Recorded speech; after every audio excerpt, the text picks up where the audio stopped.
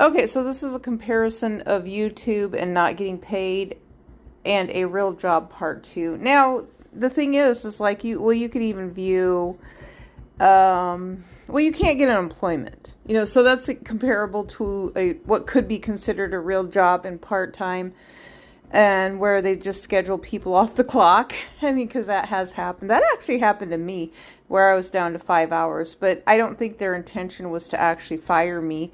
It's just that I had just asked for some time off, and so she gave me 5 hours 1 week, so I could have some time off. But the thing is, I wanted to work during the week. It was just 1 week, and I wanted some time to spend with my son.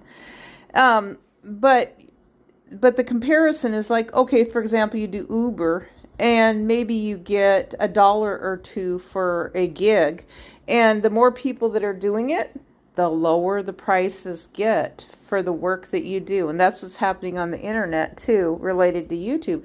The more saturated it is, the less money there is to go around related to spreading the money.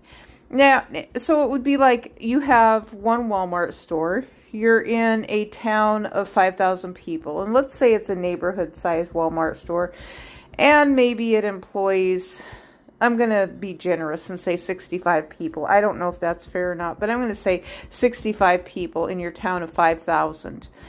And then there's no other jobs. That's the only big company or store in your county for everyone to go to. And so, but everybody needs a job.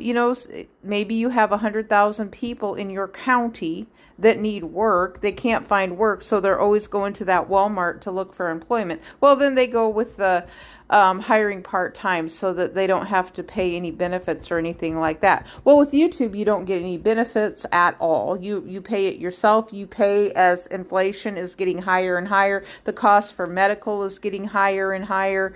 The cost for housing is getting higher and higher. But it's the same premise for people who work at a big box store. The costs are getting higher. People who work retail, part-time, a waitress, whatever, the costs are getting higher and higher. And so they're going to hire the most fit and most healthiest people from the beginning, the people who can do the job, because that's what the jobs want, is people who can actually perform the job. And if a job is not a fit for you, I mean, to me, that always made sense. If it's something that you're not going to love or you're not going to at least try at, I mean, then the job is not a fit for you. And for people who are disabled, there are many jobs that are not fit for them. They need some type of administrative maybe or something like that.